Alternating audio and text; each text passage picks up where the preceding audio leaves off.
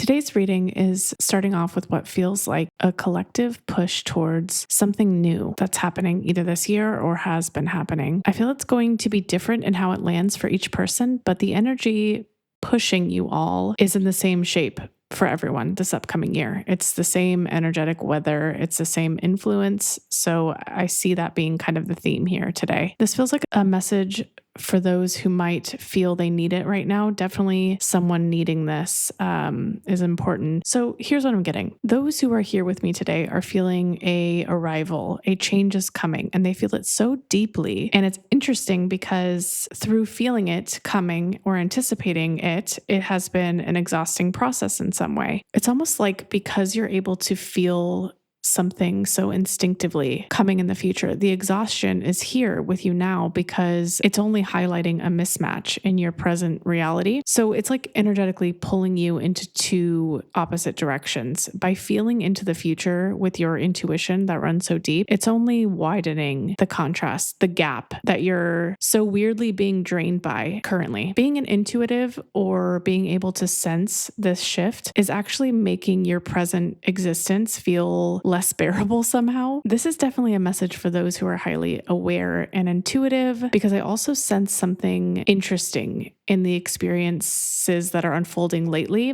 that are connected to this future reality. I just sense like an experience that you've never had before. Like an example that comes to mind is maybe this being your first holiday spent alone, or you did something uniquely different than the past holidays. I'm just picking up on the current energy that exists, but these examples could be different. It's just an unusualness in your experience, and it's pointing towards that shift, and you're feeling that. It's kind of like amplifying that you sense this thing coming, and the new experiences or the differences are making it feel stronger. I'm not exactly sure what you're experiencing that's so new or different. It could be this holiday thing where it was the first year where something changed. It could be repetitive, like recent experiences in your life in some way are just different and you've never experienced them that way before. So it's kind of like highlighting this newness that's coming to you slowly. So in terms of if this message is for you, honestly, I kind of feel like this is a collective message, even if that first part didn't stick directly to you. I don't normally say that, and those who have been here a while know that I kind of filter pretty hard. So this is really going to be probably a general collective read more than anything. It's going to talk about the energy of the upcoming year in depth and what to expect and how it will affect maybe different types of people on different timelines. I think it'll be helpful to know and see where the energy of this year might both challenge and help you in specific ways. Even if the influence slightly manifests different for each person, it will affect the collective in similar ways to prepare for. And maybe you kind of already sense that. You're feeling it now. I definitely see a distinction from this year to previous years. So this one seems more like a pushing year, while the other years in the past have been build-up years. And that will be important if this found you and that resonates with you. So I guess I'll say this. If you're feeling really pushed or pulled outside of yourself, like something has been enormously building, but at the same time draining you as it kind of like stretches you from the present into the future somehow, I'm here to tell you there's a reason for that, and it's definitely for your highest good. It's not just empty waiting. That feeling is happening, and it's telling you something really important that this reading will talk about.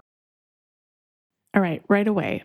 This one is kind of weird. The first is angel numbers and their importance. Upcoming, you could experience angel numbers in a new way, or you might already be doing so now. And this could definitely freak you out if it gives language to what those of you have already been seeing or has already been happening. If you've been seeing angel numbers, but like in an off form, like one digit away or almost the number, but not quite, there is a significance here with that. For example, like if the clock is reading 3:32, 3:34 instead of 3:33 or 1:12, things like that. It's slightly off when you see it, or it's right before or right after. That is a message in itself, and I'm here to say it's a huge confirmation if it starts occurring after you watch this and you start to notice. Don't freak out. It is your guides telling you something very specific. I'm going to leave more about that in the description because there's a lot here, and I have a lot to get through, I think, with this reading as a whole. It feels like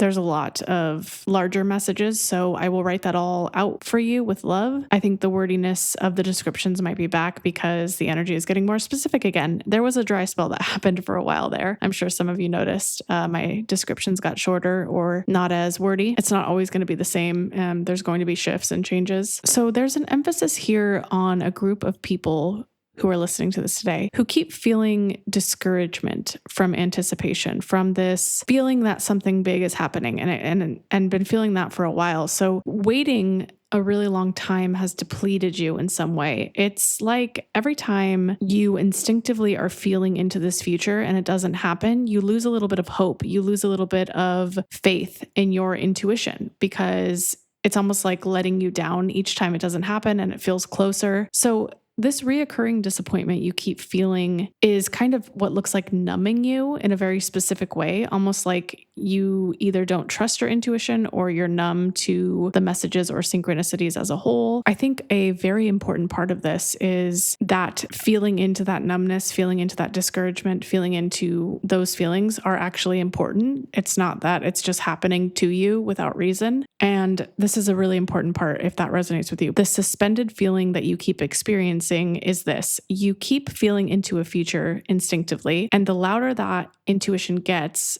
the more it leads to disappointment when it doesn't come through, right? What's happening is you have this really unique ability to feel into the upcoming energy and be ultra sensitive to changes and differences. You're like highly attuned to energetic shifts. And so over time, it's causing that doubt in your intuition because as you feel those shifts and nothing happens in the physical, you doubt that you actually are feeling it. You doubt that the messages are real. It's like you're starting to think, okay, maybe I'm a little crazy, or think maybe someone's tricking me. Maybe these messages are false. It's just like a disappointment you keep feeling that the thing never manifests, it never comes. And the answer might surprise you from what I'm seeing here is like you're suspended and you're picking up on those feelings without anything really grounding you. But that is exactly and precisely what is divinely orchestrated for you at this time in this space. It's kind of like the souls who specifically experience things like you that have these large timeline shifts inevitably have these suspended states. And I know you've been told that a lot, right? To keep waiting, to keep being patient. But this one for you, the reason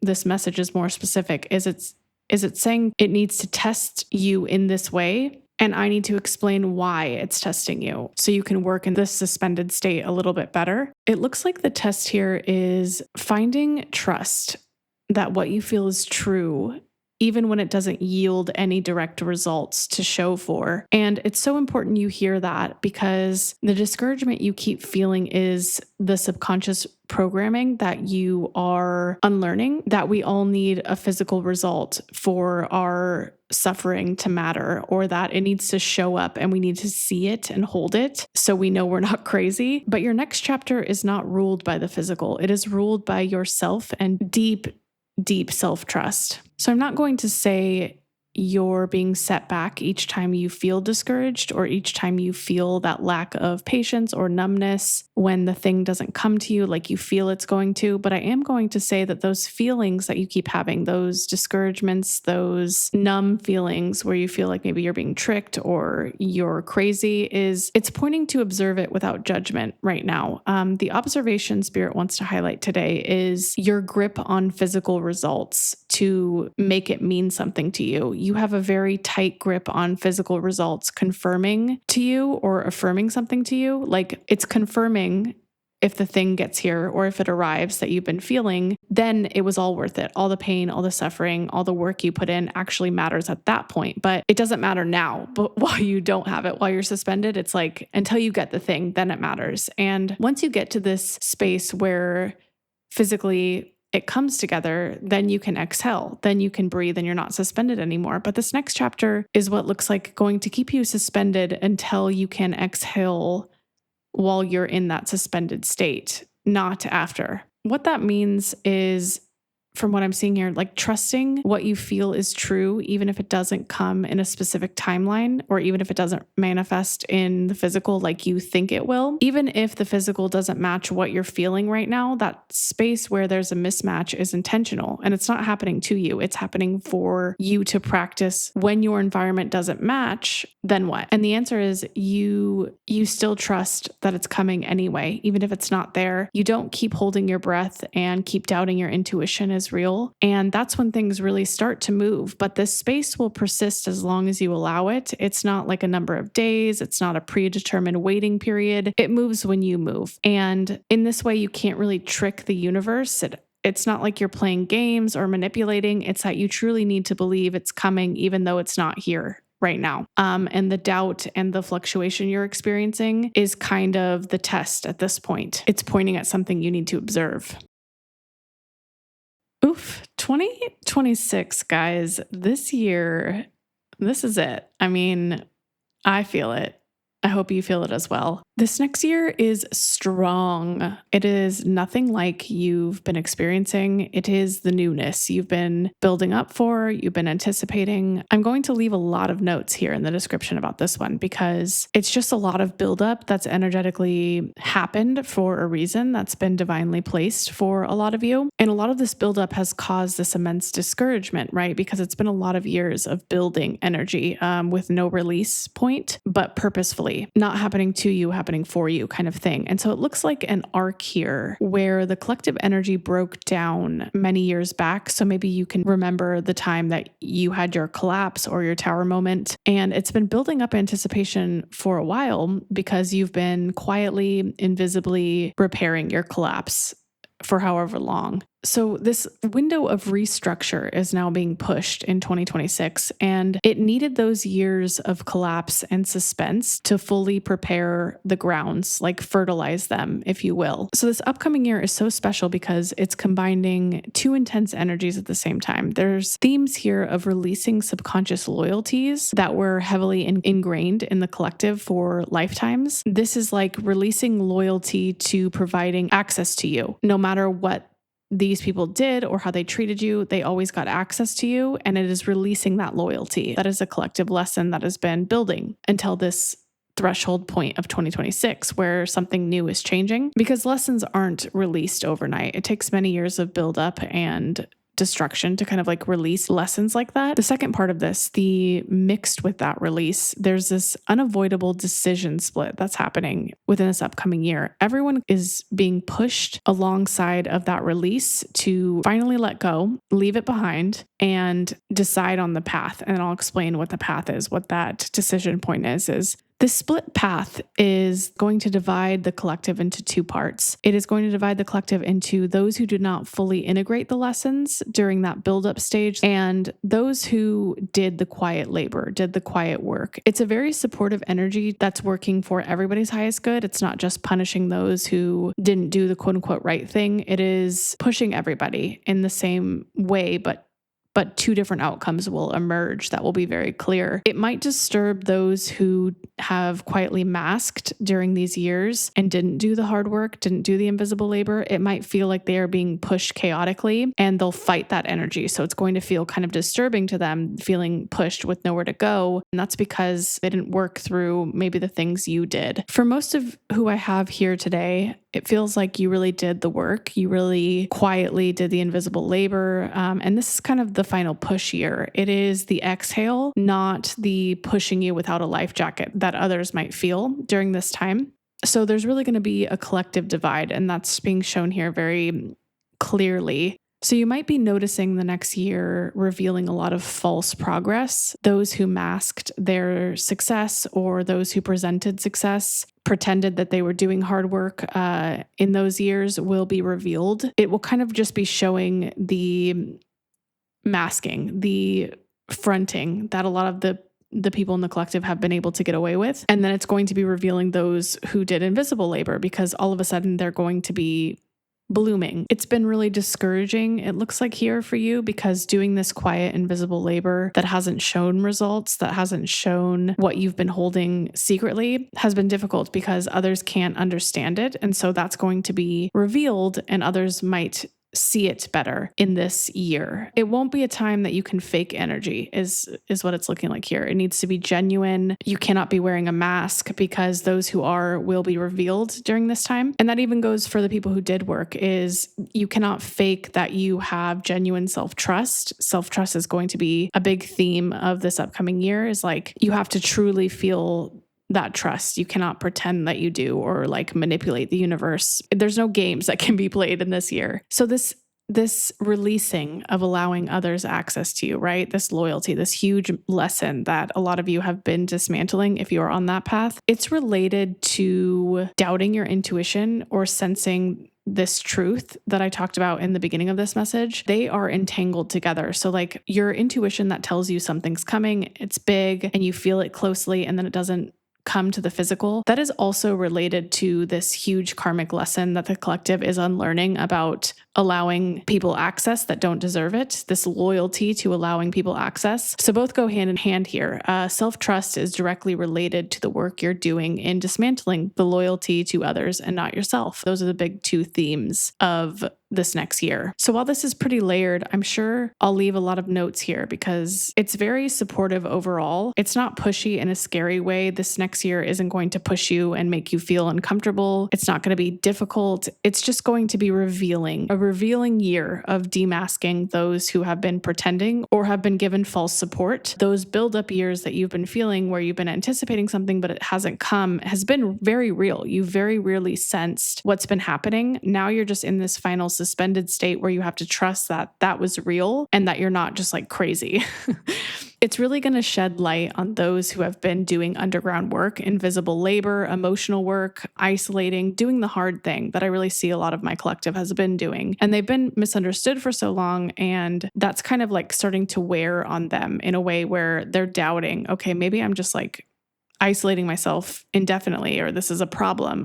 But really, it's just testing your self-trust, your ability to continue and know what's best for you and know what you're doing, your intuition. So here's the big message today. If you feel you need to validate your invisible labor, if you feel you need a physical result to tell you it was all worth it and that it wasn't just endless suffering, you still might have work to do. It's not going to be a total collapse for you. This year isn't going to like hurt you, harm you, make it uncomfortable. It's just going to reveal the additional work that maybe still needs to happen with self-trust. This suspended state can last, again, as long as it needs to solidify that self-trust that you need from within. For those who have blatantly ignored, avoided, or lack any awareness, this will be an incredibly challenging year for them. And I don't really see a lot of my collective being a part of that group. It's going to just basically removing the mask that they've worn, and others will begin to see the cracks in the foundation they've tried to basically like paint over with like water paint.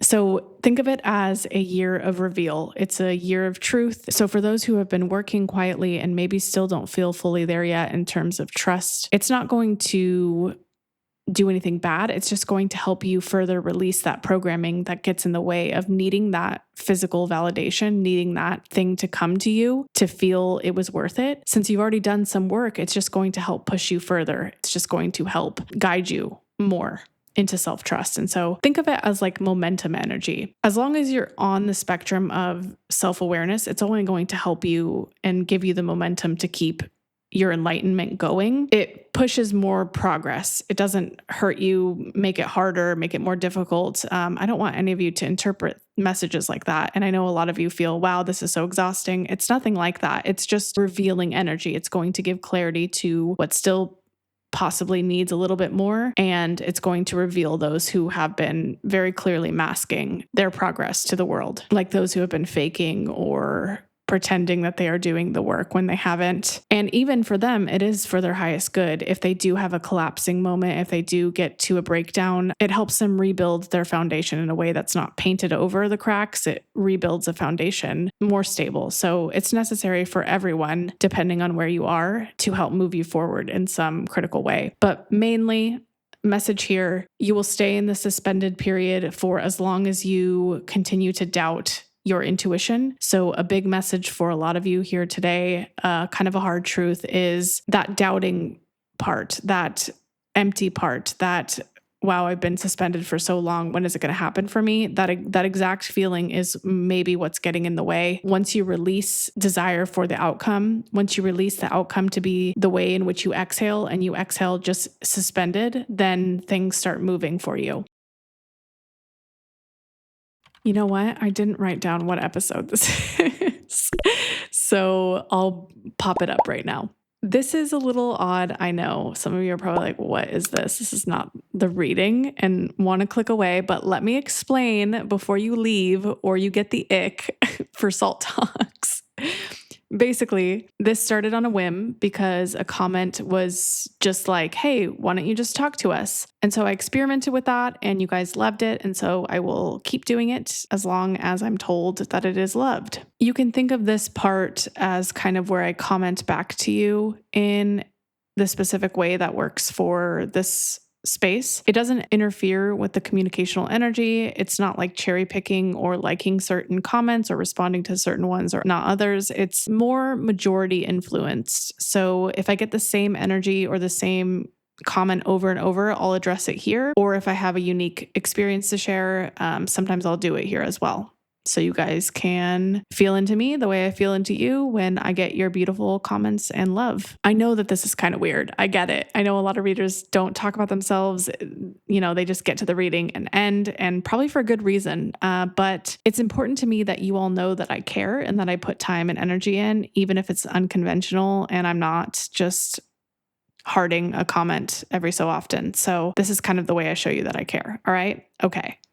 So I don't know when this will be posted, but I hope everyone enjoyed the holiday, and Happy New Year to everybody who celebrates or doesn't. If you don't celebrate, I hope you're just well anyway. Reading into the energy the last couple of days for this holiday has been very interesting for me. It's definitely given the vibe of experience didn't match the expectation. That's the collective vibe I've been getting, is either some unique experiences have happened to some of you that were good or bad or just out of the ordinary. And that was generally the vibe that I kept getting with this holiday energy circulating. Also, a lot of loneliness. I kind of just embraced it with you. So if you were feeling lonely, I was too. I don't know if that helps. I don't know if it makes you feel less alone, but sometimes I take on the emotion or the feelings. So like, for example, if my collective can't sleep, I can't sleep. Or if there's like a really sad energy out there, I'll kind of feel sad.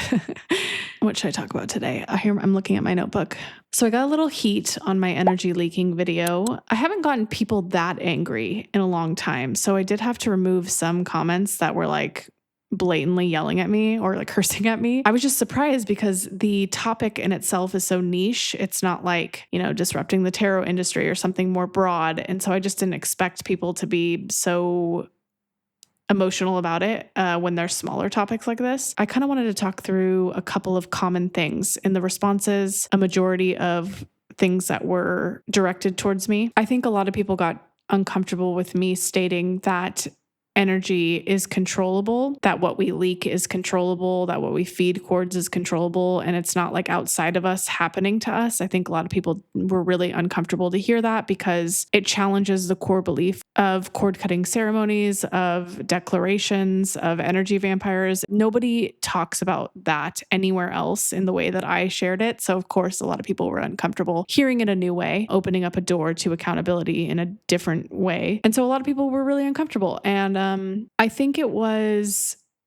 taking on that accountability. Some weren't ready to say that they aren't a victim. They like to feel someone else is draining them. They like to feel that, it is someone else wanting their energy. That kind of feels maybe more safe than taking accountability, because truly, actually, accountability is much harder than being a victim. Accountability feels less safe. I kind of got the same thing over and over again, but it was just telling me I was absurdly or blatantly wrong, and that energy vampires are absolutely a real thing. And they would kind of like use the example of energetic attacks or energy workers who can do something of that nature if they set an intention, like kind of like witchcraft, like as evidence, even though really what we're talking here is all pseudoscientific. So there's really no way to confirm or deny anything. It's just what resonates and feels like truth to you, what feels like remembering offering to you is what is clarity in the pseudoscientific world. We cannot prove or deny anything, really. So I guess the edge case here that this person brought up, right? That they were like, well, there's energy workers who can manipulate things. It was kind of strange to me to have that be the evidence, because I don't know if I was really talking about small edge cases where witchcraft or energy workers were a part of this. That video was primarily talking about karmic or energetic connections that were being fed and cycled, not one-off people who are like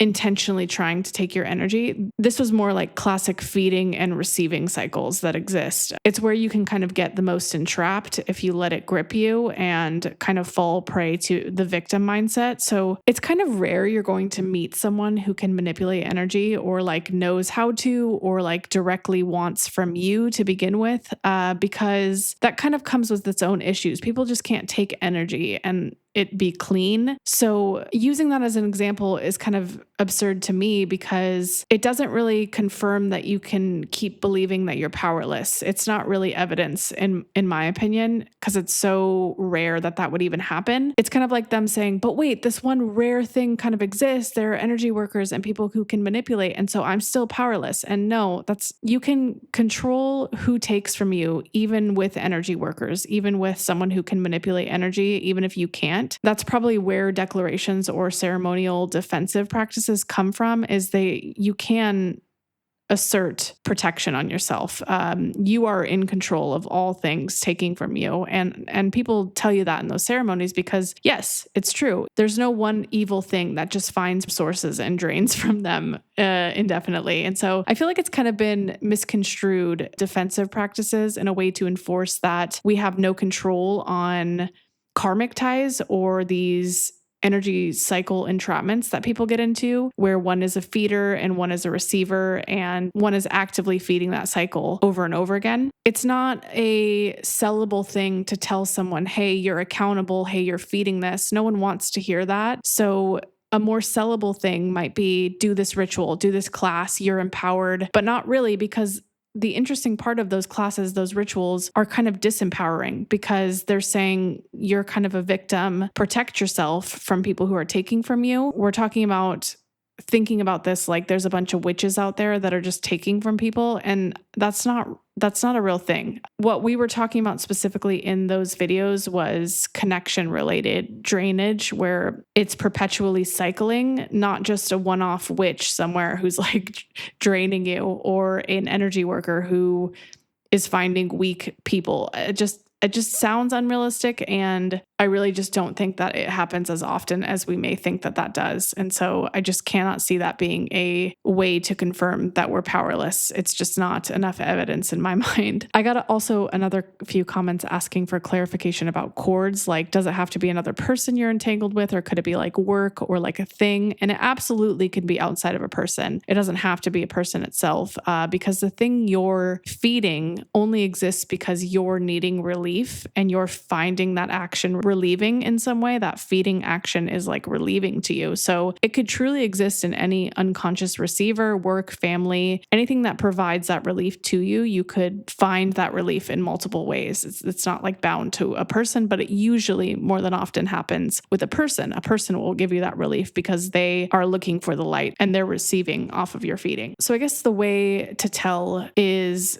what you seek or what you look for when you feel overloaded. What do you seek out when feeling that way? Is it a person? Are you seeking to be distracted with work? What gives you relief outside of sitting in stillness? And whatever that is, whatever you seek in those dysregulated moments is probably the thing that you're feeding. And that's a good way to tell and a good way to keep awareness on those pathways that you're feeding. It could be anything. So don't take it to just be a person, although the feeder receiver dynamics are usually a karmic people entangled together off of that dynamic. If you're new here, welcome. I'm happy you sat through. I know it's a little bit odd, but giving it a chance is pretty cool of you to do. So as I mentioned, I do go through quite the lengths to protect my communicational space here. I've been loving your emails, loving your comments. I make sure to protect it, and not skew the readings by focusing on certain threads over others. And so please keep leaving comments. Please keep nudging me. It helps me keep the messages timely and get what needs to go out now. It also helps me be more detailed and read more efficiently. So I want to keep being able to do that. I love you guys so much. Cheers, friends, and Happy New Year.